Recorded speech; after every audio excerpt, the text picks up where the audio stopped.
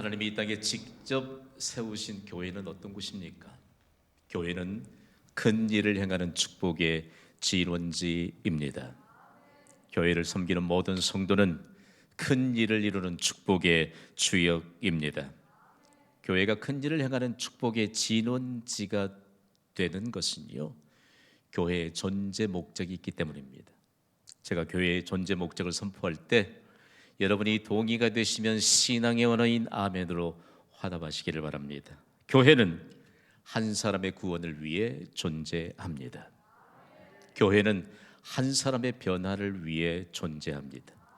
교회는 한 사람의 행복을 위해 존재합니다.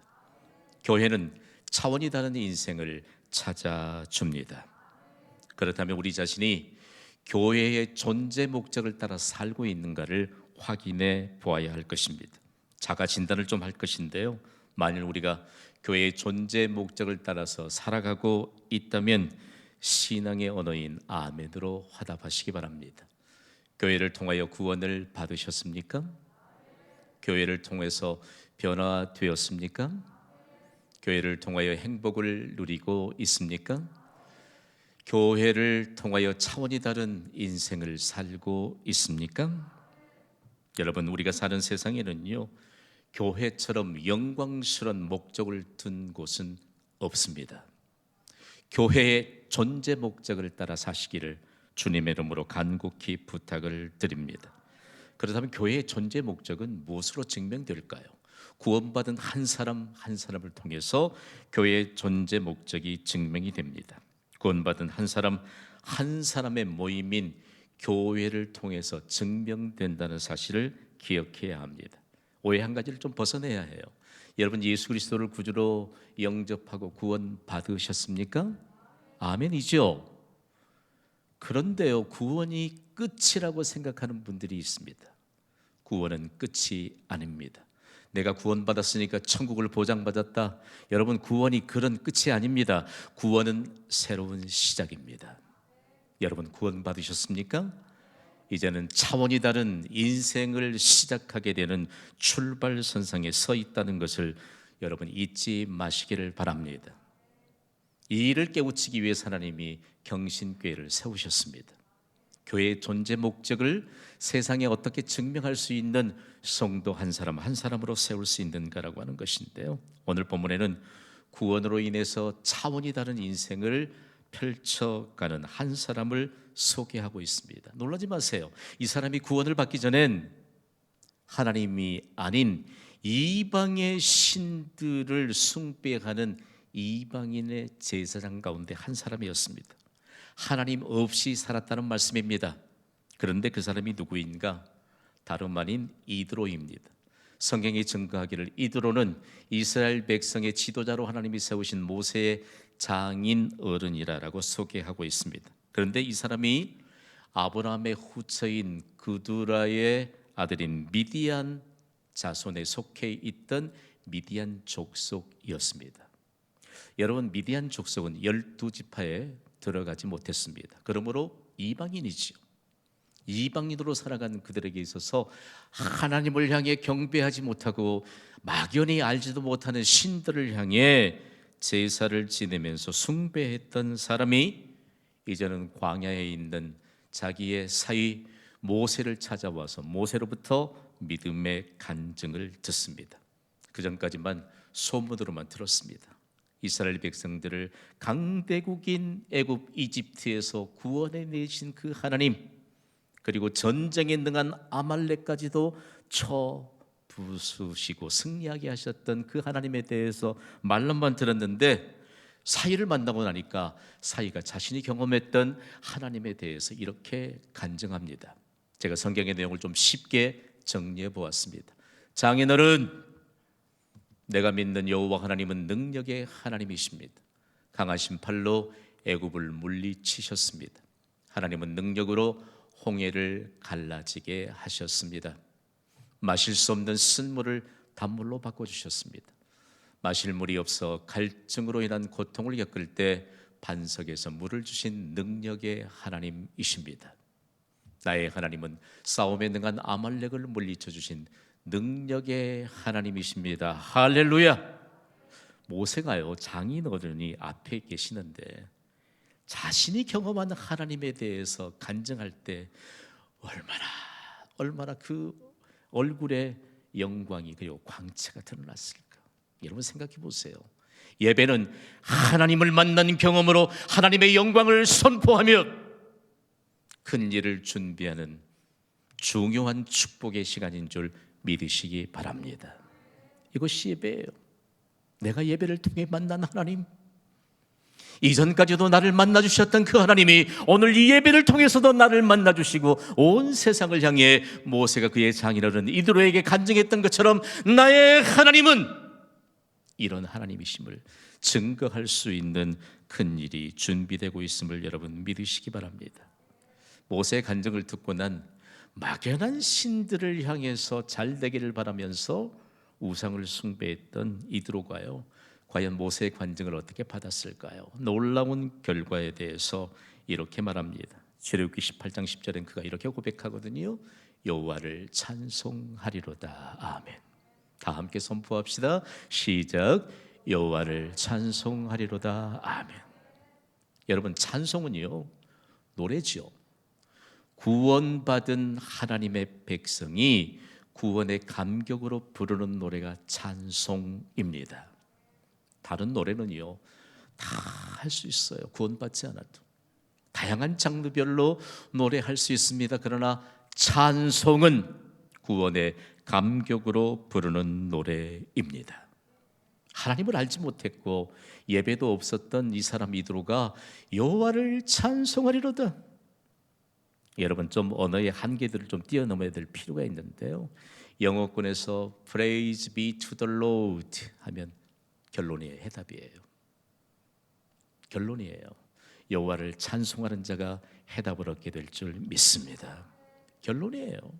그렇다면 이드로가 과연 이와 같은 믿음의 고백이 진실이었을까요? 아니면 거짓이었을까요? 놀랍게도 출애굽기 18장 12절에는 진실을 이렇게 증명해 보입니다. 함께 읽어보시죠. 시작. 모세의 장인 이드로가 번제물과 희생제물들을 하나님께 가져오매 아론과 이스라엘 모든 장로가 와서 모세의 장인과 함께 하나님 앞에서 떡을 먹으니라. 아멘. 여기도 아마 장인 어른들이 많이 계시네 보니까. 저도 곧 장인 어른이 되겠지요. 모세의 장인. 그런데 조금 간격이 있는 표현입니다. 영어권에서는 장인을 아주 엄격하게 구별합니다. 법률상의 아버지가 바로 장인이라는 것이죠. 명확해요. father-in-law, 장모님은 mother-in-law. 너무너무 냉철해, 냉정해요. 간격이 있다는 얘기입니다. 그런데 중요한 것은 장인어른이 사이인 모세의 신앙 고백을 듣고 하나님의 가족이 되었습니다. 이스라엘 백성들에겐 어쩌면 사이가 먼 곳에 있기 때문에 먼 곳을 찾아왔는데 그곳에서 하나님 앞에서 하나님의 가족이 된 이드로를 부각시키고 있습니다. 여러분, 누구든지 나를 통해서 하나님의 가족이 될 수 있는 인생을 펼치는 것이 복인 줄 믿습니다. 말씀해 보면 희생제물을 예배 후에 이스라엘의 영적인 지도자들과 함께 이제 신앙 고백을 했던 모세의 장인 이드로가 함께 나누었다고 말합니다. 이스라엘의 전통은 예배 이후에 희생제물을 함께 나누어 먹을 때 아무하고나 함께 나누지 않습니다. 이 사람 중심에 있는 하나님을 향한 믿음의 고백을 확인한 후에야만 함께 희생제물을 나누어 먹습니다. 그러니까 이드로의 여호와를 찬송하리로다 라고 하는 고백은 진실이었다는 것이죠. 대단히 중요한 것은요, 이제 이 사람이 구원의 증거를 가진 이후에 황량하다고 사도된 사람들이 걱정만 했던 그 광야에서 새로운 시작이 펼쳐집니다. 이것이 바로 인류 역사에 큰 획을 그었던 역사적인 사건입니다. 그러므로 구원의 증거를 가진 이드로를 통해서 새로운 시작이 만방에 선포되었고요. 그리고 이드로가 구원을 받은 이후에 그동안 갖지 못했던 안목과 통찰력을 갖게 되었습니다. 이스라엘 백성들이 200만을 훌쩍 넘는 이 백성들이 함께 광야에 생활하고 있잖아요. 그때 광야에 생활하는 이스라엘 백성들의 모습을 매우 면밀하게 볼 수 있는 안목이 그에게 생기게 되었습니다. 오늘 보면 출애굽기 18장 13절은 당시의 정황을 이렇게 기록하고 있습니다. 읽습니다. 시작. 이튿날 모세가 백성을 재판하느라고 앉아 있고 백성은 아침부터 저녁까지 모세 곁에 서 있는지라. 아멘. 많은 문제를 끌어안고 지도자인 모세 앞에 이스라엘 백성들이 나옵니다. 먼저 하나는 이스라엘 백성들에게 많은 문제가 있다. 200만 명이 넘는 사람들이 한 장소에 모여 있으니까 얼마나 많은 문제가 생기겠어요? 서로 싸우고 비방하고 남의 것을 훔치고 모략하는 일들이 이스라엘 백성들에게서 비일비재했던 것을 알 수 있습니다. 이와 같은 일들에 대한 재판을 받아야 되는데, 옳고 그름을 받아야 되는데, 이 중심 안에 아름다운 믿음의 중심이 있습니다. 여러분, 우리에게 서로 갈등이 있고 뭔가 판단을 받아야 될 때 모세에게 하나님의 뜻을 묻기 위해서 찾아왔습니다. 모세가 한 사람이 판결을 해주니까, 말씀을 적용해서 판결을 해주니까 아주 저녁 때까지 수많은 사람들이 기다리다가 피곤해 지쳐 있는 상황을 본 것입니다. 모세도 마찬가지로 혼자 그 일을 감당하니까 너무 피곤하다라고 하는 것이죠. 오늘 말씀의 핵심은요, 재판이라고 하는 단어에 있습니다. 모세가 사람과 사람 사이에 하나님의 말씀으로 재판합니다. 여기에 재판이라고 하는 단어를 잘 이해할 수 있어야 합니다. 재판은 하나님의 뜻을 묻는 것입니다. 재판 이후엔 하나님의 뜻을 살기를 결단하고 삶의 현장으로 돌아가는 것입니다. 여러분, 이 예배 재판이라고 하는 한 단어로 해석하는 것이 충분할 줄 믿습니다. 하나님께 물으세요. 하나님께. 얼마나 영적인 민감함이 더디해졌는지 요즘 현대 그리스도인들이 예배가 어떤 것인지조차 모르면서 예배에 나온 그리스도인들이 적지 않습니다. 하나님의 뜻을 물으면 하나님이 하나님의 뜻을 말씀해 주실 줄 믿습니다. 그 위엔 하나님의 뜻을 따라 사십시오. 큰 일을 행하는 축복의 증거자로 살아가게 될 줄 믿습니다. 이 상황 가운데서요, 모세의 장인 이드로가 보니까 이 사람들이 티격태격해서 재판을 받기 위해서 나오는데 거기에 하나님의 뜻을 묻는 아름다운 중심이 있다. 그런데 문제점은 모세 혼자로는 감당할 수 없고 이스라엘 백성들도 너무 지쳐 있다라고 하는 사실입니다. 이런 상황에서 모세에게 이드로가 놀라운 제안을 합니다. 오늘 본문이 출애굽기 18장 21절 그리고 22절을 함께 읽습니다. 시작. 너는 또 온 백성 가운데서 능력 있는 사람들 곧 하나님을 두려워하며 진실하며 불의한 이익을 미워하는 자를 살펴서 백성 위에 세워 천부장과 백부장과 50부장과 10부장을 삼아 그들이 때를 따라 백성을 재판하게 하라. 큰 일은 모두 내게 가져갈 것이요 작은 일은 모두 그들이 스스로 재판할 것이니 그리하면 그들이 너와 함께 담당할 것인즉 이 일이 내게 쉬우리라. 아멘. 여러분 어떻습니까? 구원의 증거를 가지고 새로운 역사를 펼치는 이드로가 광야에서 역사적인 획을 긋고 있습니다. 인류 역사는 이드로가 모세에게 제안한 이 내용을 이드로의 법칙으로 해석합니다. 그리고 모든 사람들이 이드로의 법칙을 존중하고 있습니다. 이드로의 법칙을 다시 한번 생각해 볼까요? 1000명을 이끄는 리더인 천부장을 세워서 이스라엘을 조직하자는 것입니다. 다음으로는 100명을 이끄는 리더인 백부장을 세워서 이스라엘을 견고하게 세워가자는 것이죠. 다음으로는 50명을 이끄는 리더인 50부장을 세워서 역시 견고하게 세우자는 것입니다. 마지막으로 10명을 이끄는 리더인 10부장을 세워서 이스라엘을 조직화하자는 제안이 과연 어떤 의미가 있을까라고 하는 것인데요. 여러분, 이 제안을 모세가 받아들이는 순간부터 이스라엘의 대의 정체의 근본 모델이 되었습니다. 그리고 놀라지 마세요. 전 세계 각지에서 공동체 운영에 민주적인 방법으로 도입하기 시작했다는 말씀입니다. 무엇보다도 중요한 것은요, 오늘날 천부장, 백부장, 50부장, 10부장과 같은 직임은 믿음의 분량에 따라 맡겨지는 하나님이 주시는 교회의 직분으로 계승되었습니다. 직분은 차별성의 것이 아닙니다. 이도로가 제안한 법칙을 교회가 직임으로 이처럼 계승하면서 어떤 일들이 일어나게 되었을까?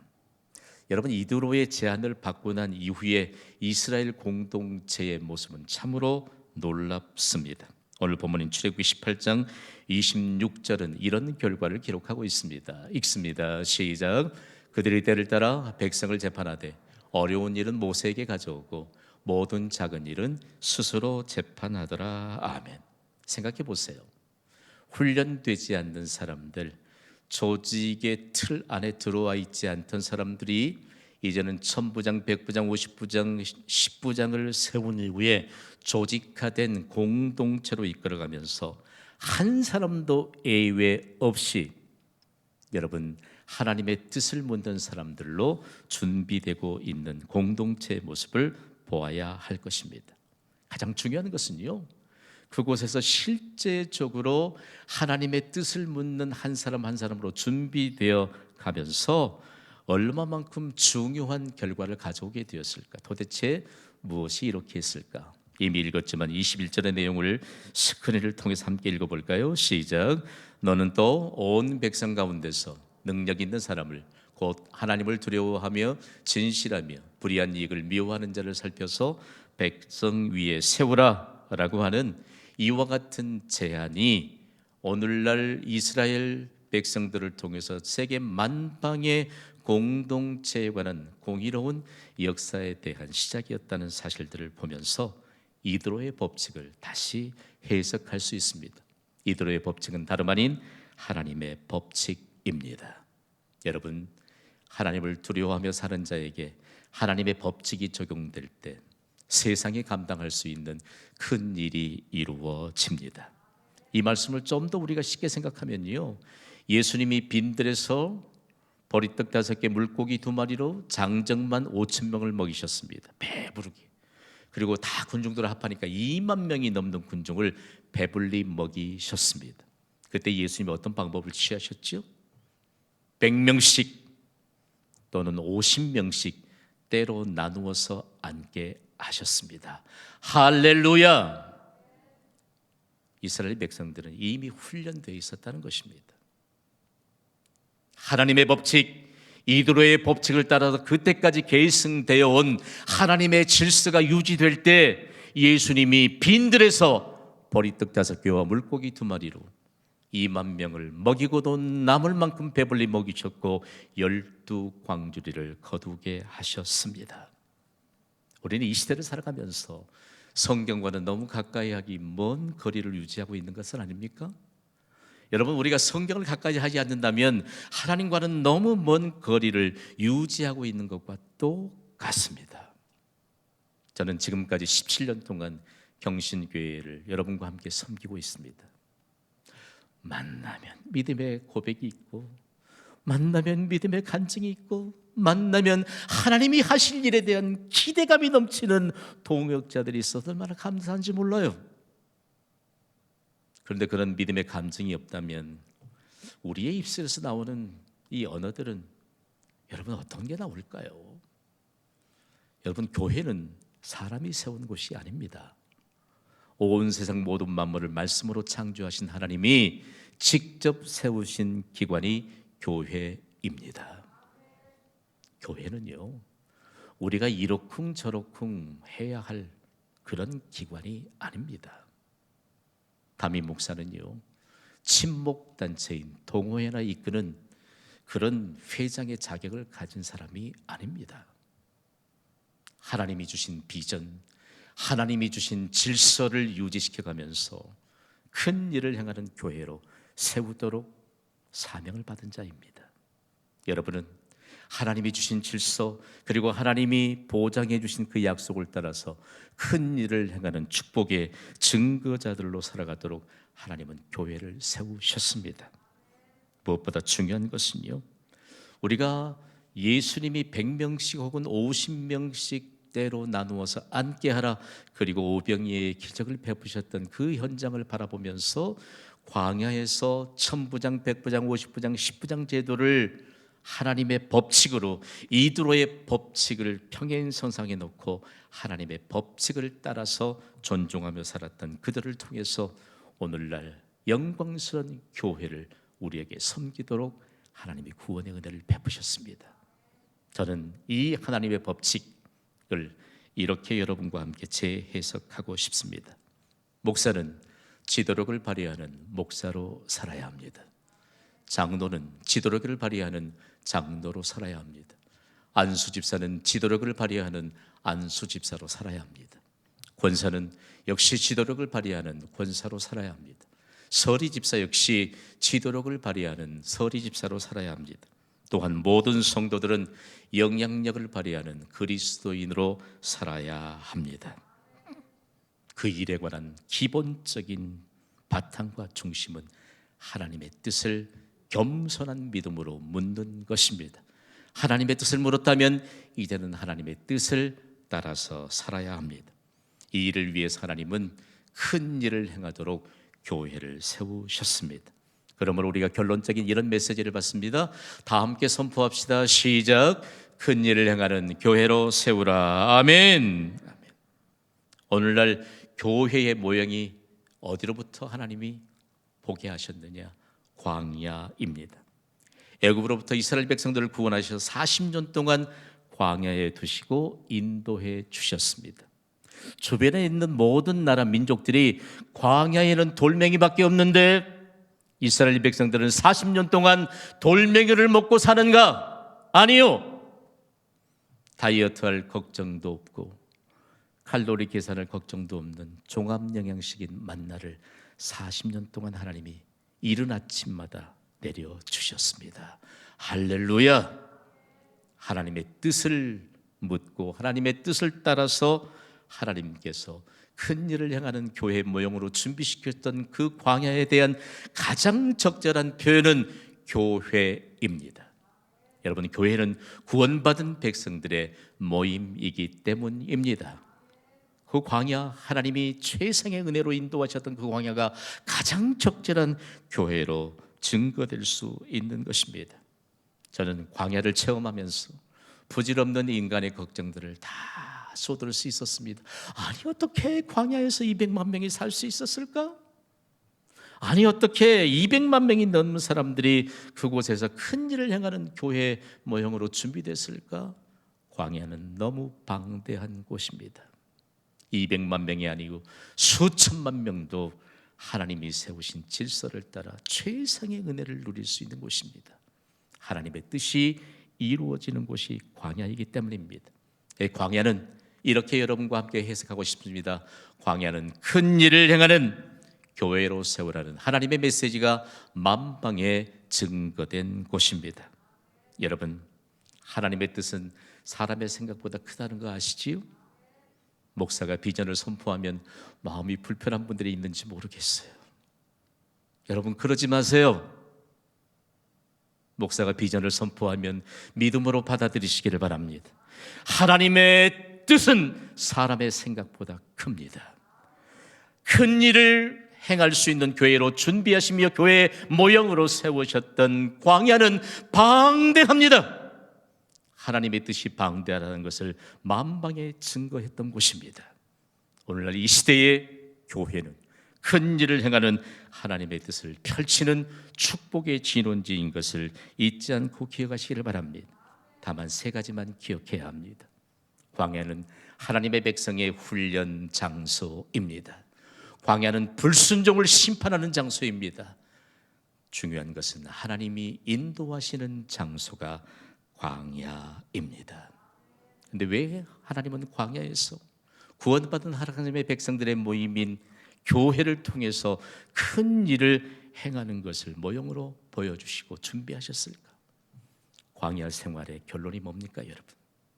우리가 교회를 함께 섬기면서 믿음으로 하나님의 뜻을 묻고 하나님의 뜻을 따라서 살아갈 이유, 결론은 무엇입니까? 하나님은 신명기 8장 16절에 이렇게 말씀합니다. 읽습니다. 시작. 내 조상들도 알지 못하던 만나를 광야에서 내게 먹이셨나니 이는 다 너를 낮추시며 너를 시험하사 마침내 내게 복을 주려 하심이었느니라. 아멘. 광야를 통해서 하나님이 세우신 교회를 바로 알아야 합니다. 교회의 존재 목적 매우 중요합니다. 하나님의 뜻을 물으십시오. 그리고 하나님의 뜻을 따라 사십시오. 마침내 복을 주려 하심이었던 하나님의 결론적인 언약이 경신교회 위에 이루어지게 될 줄 믿습니다. 모든 예배자들을 위해 이루어지는 믿음의 증거가 있기를 주님의 이름으로 축원합니다. 오늘 받은 말씀을 우리 찬양을 통해서 마음에 새깁시다.